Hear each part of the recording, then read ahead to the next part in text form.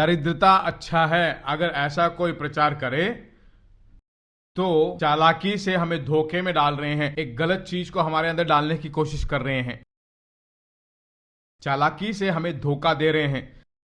समृद्धि अच्छा है, परमेश्वर के इरादे मकसद अगर हमारी जिंदगी में पूरे होने हैं तो समृद्धि हमारी जिंदगी में अवश्य है। समृद्धि को जब सिखाते हैं तो कहते हैं कि तुम समृद्धि के प्रचारक हो क्या? कहते हैं कि तुम समृद्धि के प्रचारक हो। हाँ, मैं समृद्धि पे भरोसा करता हूं, दरिद्रता का प्रचारक नहीं हूं, दरिद्रता के बारे में प्रचार नहीं करता हूं, और मैं दरिद्रता को पकड़े हुए भी नहीं हूं।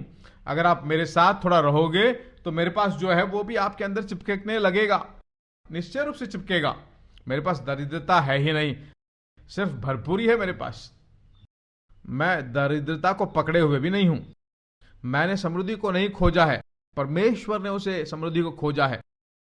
इस्राएली लोग बाहर आते हैं, पस्का को जब बनाते ही 30 लाख लोग बाहर आते हैं।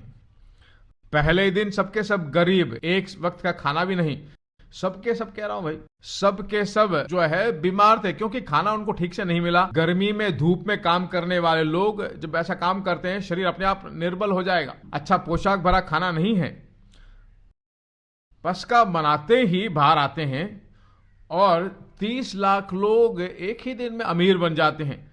30 लाख लोग जो है अमीर बन जाते हैं, उनमें से कोई भी निर्बल नहीं, सोना और चांदी लेकर वहां से आए, एक भी व्यक्ति गरीब नहीं। अगर पैसा बिगाड़ सकता है तो जिसने पैसा दिया वो भी खराब होगा। किसने दिया? परमेश्वर ने दिया भाई, पैसा खराब नहीं करेगा। बुरी बुद्धि, मूर्खता की सोच होगी तो बिगड़ जाओगे। कुछ लोगों को जो है पैसे आ जाए तो बिगड़ जाएंगे। 40,000 जब तनख्वाह आएगी तो ठीक रहेंगे, 80,000 आ जाए तो सोचेंगे 2 परिवार चला लें तो अच्छा है।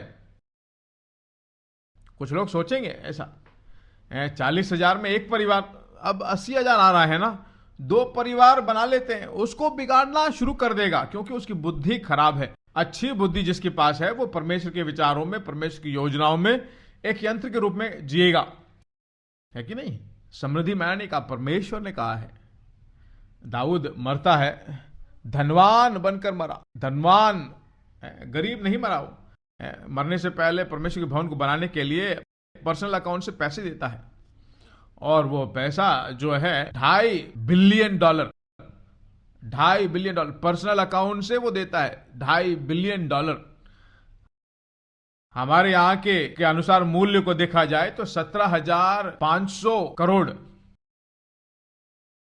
17,500 की कीमत है। रफली उसको अकाउंट में गिन के देखते हैं, एक व्यक्ति ने 17,500 करोड़ रुपए दिया है, वही सफल व्यक्ति है।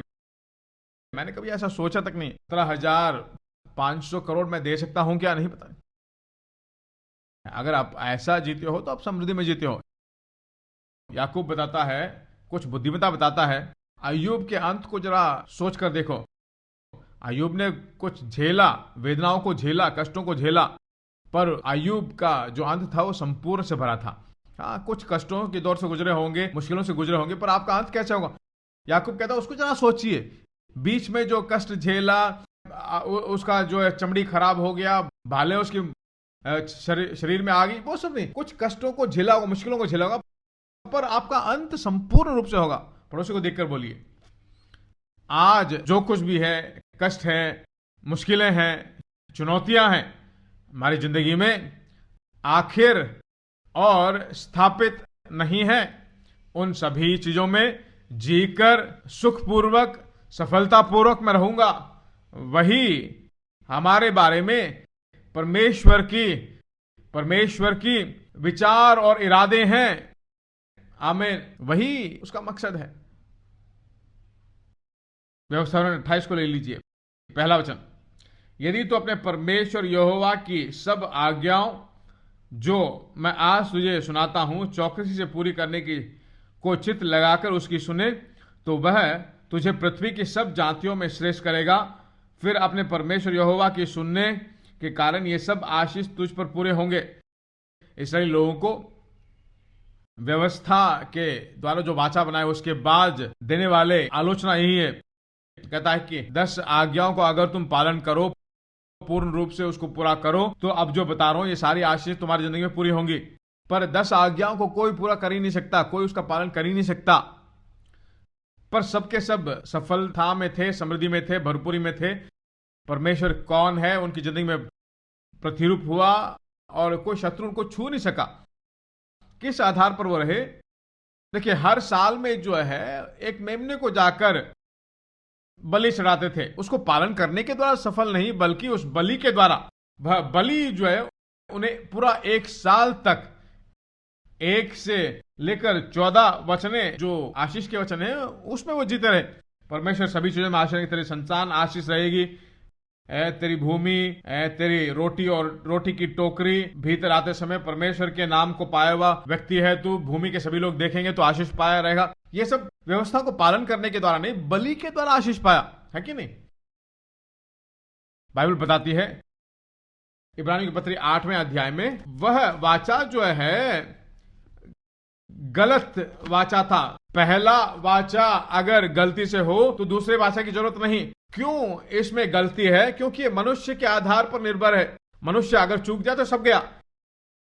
1 साल बलि नहीं चढ़ाए तो अगले साल जो है कमियां घटियां शत्रु तुम्हारे ऊपर हमला करने लगेंगे। आज यहूदी जो कमी से भरे वाचा में है, बहुत सारे यहूदी आज भी जो मसीहा को अपनाए नहीं है, फिर भी वो समृद्धि में है। वो कहते हैं कि अब्राहम के साथ जो वाचा किया था उसका ट्रेस अभी आ रहा है। एक यहूदी को देखकर दरिद्रता अच्छा है ऐसा बोलकर तुम वहां से नहीं आ सकते। समझ में आई मेरी बात आपको? वे समृद्धि जो अब्राहम की संतान होने के नाते हमारा है, इसको मन में उन्होंने बसा लिए। जहां कहीं भी जाए समृद्धि में है। परमेश्वर का भवन जब जला दिया गया AD 70 में, पूरी दुनिया में जो है बिना खाने के लिए वो भागते रहे। खाने उनको मिले नहीं, पर पूरी दुनिया में कहीं भी गरीबी में नहीं। वो सोचने लगे कि समृद्धि उनका जन्म अधिकार है।